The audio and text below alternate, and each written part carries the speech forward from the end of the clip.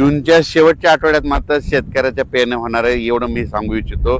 काही जणांच्या जूनच्या शेवटच्या आठवड्यात होईल आणि त्याच्यातून जर काही शेतकरी उरले तर 10 जुलै ते 15 जुलैमध्ये पेरण्या होतील. पण शेतकऱ्याच्या पेरण्या होणार एवढं निश्चित आहे, कारण की जूनच्या शेवटच्या आठवड्यात चांगला राज्यात पाऊस येणार आहे. ते पाऊस काय होणार आहे, विदर्भाकडून येणार आहे. काय असते माहिती आहे का, तुम्हाला सांगू इच्छितो की मान्सून केरळमधून दाखल झाल्याच्या नंतर पुढे सरकारल्याच्या नंतर महाराष्ट्रात दाखल झाला आणि त्याच्यानंतर स्थिरावला आणि असं उभं वारं सुटलं की काय होतं, मग पाऊस काय होतं, मग पूर्वेकडूनच पाऊस येत आहे.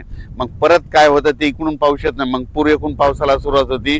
मग पूर्वेकडून म्हणजे कोणता येत आहे, विदर्भ इकडून तेलंगणाकडून, मग तिकडून पाऊस येणार आणि महाराष्ट्रातल्या परत शेतकऱ्याच्या पेरण्या लागणार, म्हणून हे अंदाज लक्षात येत्या.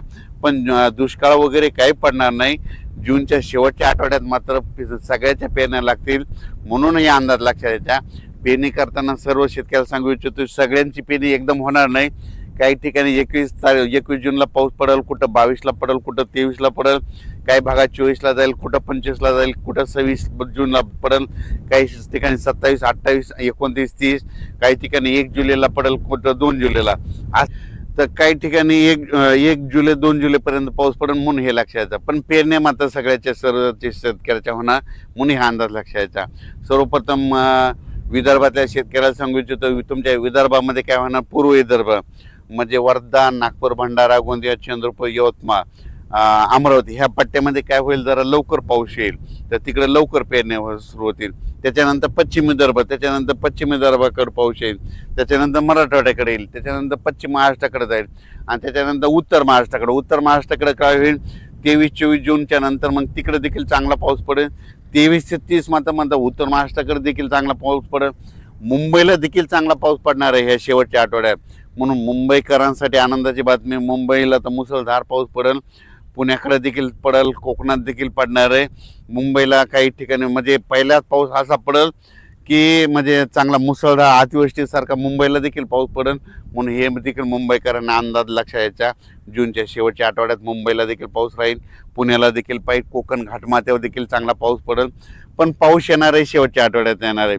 सर्वप्रथम मी पहिल्यापासूनच काय म्हणलो होतो की निसर्गाकडे झाडाकडे कोणी लक्ष देत नाही. तुम्हाला सांगतो, वाढत्या तापमानामुळे काय झालं, निसर्ग 22 दिवस पुढे सरकारला, उन्हाळा 22 दिवस पुढे सरकारला, पावसाळा 22 दिवस पुढे सरकारला आणि हिवाळा 22 दिवस पुढे सरकारला.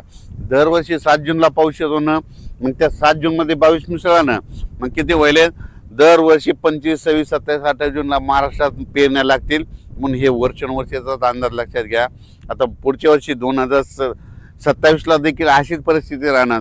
2027ला देखील काय होणार, जूनच्या शेवटच्या आठवड्यातच पेरण्या होणार. 28ला देखील अशीच परिस्थितीवर राहणार, जूनच्या शेवटच्या आठवड्यात पेरण्या होणार. 2029ला देखील जूनच्या शेवटच्या आठवड्यात पेरण्या होणार. म्हणजे वर्षानुवर्ष हे निसर्ग 22 दिवस पुढे सरकारले असल्यामुळं हे भविष्यामध्ये असंच राहणार. म्हणून या पुढं म्हणतो, निसर्गावर प्रेम का, झाडं लावा. कारण की काय झालं, या वाढत्या तापमानामुळे सगळ्या गोष्टीला ह्या घडत आहेत. ग्लोबल वॉर्मिंग, पृथ्वीचं तापमान वाढत चालल्यामुळे ह्या सगळ्या गोष्टीला आपल्याला सामोरे जावं लागणार आहे. म्हणून भविष्यामध्ये झाडं लावावीच लागतील. झाडं लावा आणि पृथ्वीचं तापमान कमी करा. शेतकऱ्याला परत सांगतो की शेतकऱ्यांना घाबरू नका. हे तुम्ही जर मोबाईल उघडलं की तुम्हाला ते एल निनो नाव दिसेल. तुम्हाला सांगतो, आता तुम्ही वाटल्यास ना ते पेरू देशाचं तिथलं समुद्राचं तापमान करा, तिथून खाल्ल्या भागातलं तापमान करा. खाल्ल्या भागामध्ये थंडी आणि वर्दी देखील एवढं काही एल निनो वगैरे काही नाही. तुम्हाला गोष्टी घडत आहेत आणि तुम्हाला सांगतो, पाऊस नाही पडायला लागलं की ते एल निनो लावतात. आता याच्यानंतर तुम्ही बघा, 20 तारखेच्या नंतर हे सगळं एल निनो पाऊस सुरू झाला की एल निनो हे सगळं बंद करून टाकतात, की म्हणतात एल निनो हे झाला असं म्हणतात. तुम्हाला सांगतो, हे सगळं काही नसतं. 2 समुद्र आहेत भारताला, 2 समुद्र आहेत, अरबी समुद्र, बंगालच्या खाडीचा समुद्र. अरबी समुद्रातला जरी पाऊस नाही आला तर बंगालच्या खाडीचा पाऊस येतो, आपल्या भारताला पाऊस पडतो. म्हणून म्हणतो, पाऊस येणार आहे निश्चित, पेरण्या होणार आहे. यावर्षी सरासरी इतका पाऊस पडणार आहे, परतीचा पाऊस धुमाकूळ घालणार आहे. म्हणून हा अंदाज सर्व शेतकऱ्यांनी लक्षात घ्यायचा.